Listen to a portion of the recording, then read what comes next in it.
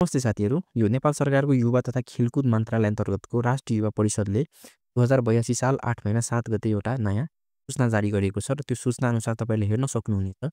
यसमा 16 वर्षदेखि 40 वर्षको उमेरमा जति पनि मान्छे हुनुहुन्छ, उहाँ सबैजनाले 2082 साल 8 महिना 21 भित्रमा यो जति पनि अप्सनहरू छ, त्यो सबैमा तपाईँले फ्रीमै ट्रेनिङ लिन पाउनुहुनेछ। यसमा ट्रेनिङ लिनको लागि तपाईँले केही पनि पैसा लाग्दैन, एकदम फ्री छ।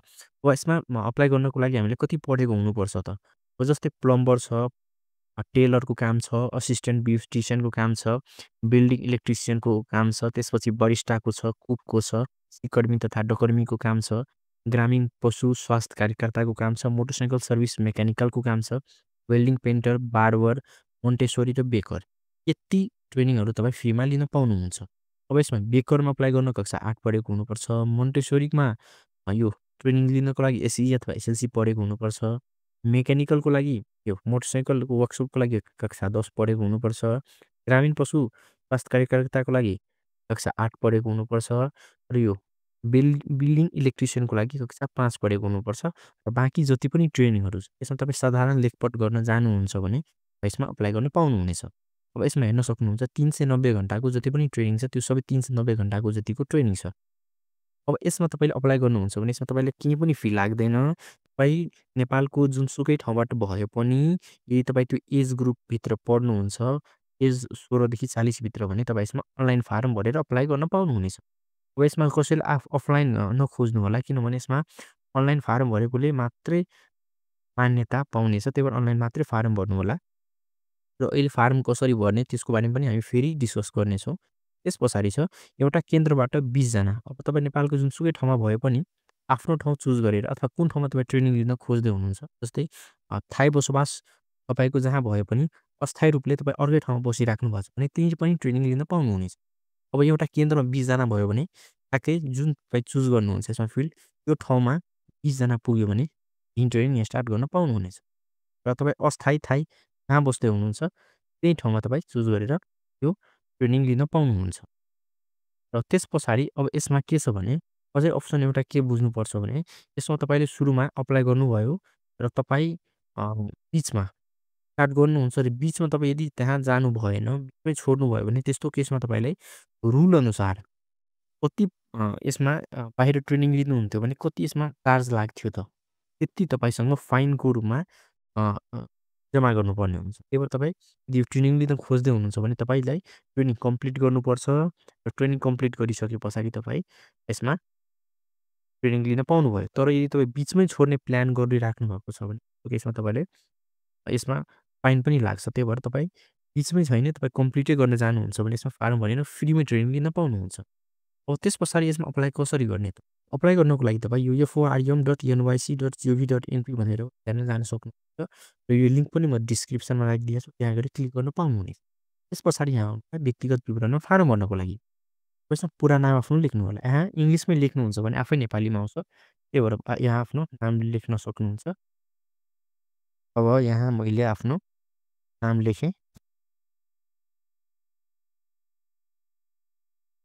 यसरी आफ्नो पुरा नाम लेख्नु होला। त्यस पछाडि यहाँ इङ्ग्लिसमा नाम लेख्नु।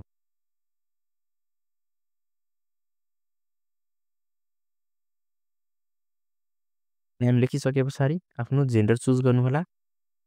म्यारिटल स्ट्याटस चुज गर्नु होला। तपाईँको डेट अफ बर्थ के हो त्यो चुज गर्न सक्नुहुनेछ। यहाँ तपाईँले सालमा जानु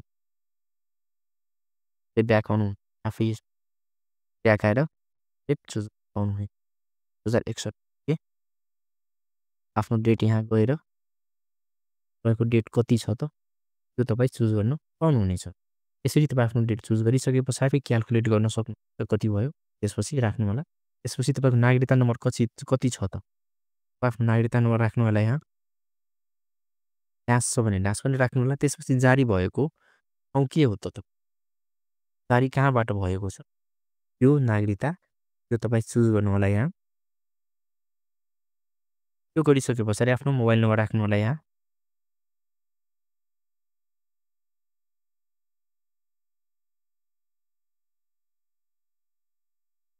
त्यस पछाडि यहाँ इमेल नम्बर राख्नुपर्ने हुन्छ।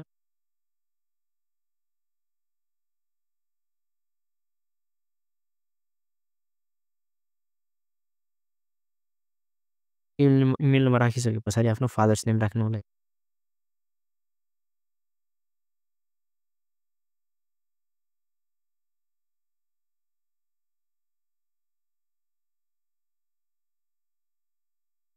त्यस पछाडि आफ्नो बाँकी डिटेल यहाँ राख्नु थाहै ठेगाना राख्नुपर्ने हुन्छ। कुन प्रदेश हो त्यो प्रदेश चुज गर्नुहोला। त्यस पछाडि तपाईँ आफ्नो जिल्ला चुज गर्नुहोला। त्यस पछाडि त्यो महानगरपालिका, नगरपालिका चुज गर्नुहोला। वडा चुज गर्नुहोला। त्यस पछाडि गएर आफ्नो स्कुल चुज गर्नुहोला। त्यस पछाडि तालिम कहाँ लिन खोज्दै हुनुहुन्छ, तालिम जहाँ लिन खोज्दै हुनुहुन्छ त्यो ठाउँ चुज गर्नुहोला। त्यस पछाडि फेरि जिल्ला चुज गर्नुहोला। त्यस पछाडि पालिका चुज गर्नु। त्यस पछाडि समुदायको अप्सनमा भित्र पढ्नुहुन्छ चुज गर्न सक्नु। यसको लागि मैले यहाँ चुज गरेँ अपाङ्ग हुनुहुन्छ कि हुनुहुन्न अथवा कस्तो अपाङ्ग हुनुहुन्छ त त्यो चुज गर्न सक्नुहुन्छ। त्यस पछाडि हुनुहुन्न भने केही चुज गर्नुपर्छ। तालिम कुन फिल्डमा लिन खोज्दै हुनु त्यसमा जानुहोला। अब यसमा सबै अप्सन हो। तपाईँ जस्तो इक्जाम्पलको लागि प्लम्बर, टेलरको सिलाइ कटाइ कुन तालिम लिन खोज्दै हुनुहुन्छ त्यसमा तपाईँ चुज गर्नुहोला। तालिमको कारण आफै रोजगार गर्नको लागि, अन्यलाई रोजगारी दिनको लागि त्यो वैदेशिक रोजगारीमा जाने के अप्सन चुज गर्नु तपाईँको के छ यो लिने तालिमको अप्सन त्यो चुज गर्नुहोला। जस्तै आफै रोजगार आफ्नै काम गर्नुहुन्छ त्यो चुज गर्न सक्नुहुनेछ। त्योभन्दा पहिला तालिम लिनुभएको छ भने यसमा डिटेल भर्न सक्नुहुनेछ। लिनुभएको छैन भने यसमा भर्नु पर्दैन। हालको पेसा तपाईँले यहाँ राख्नुपर्ने हुन्छ।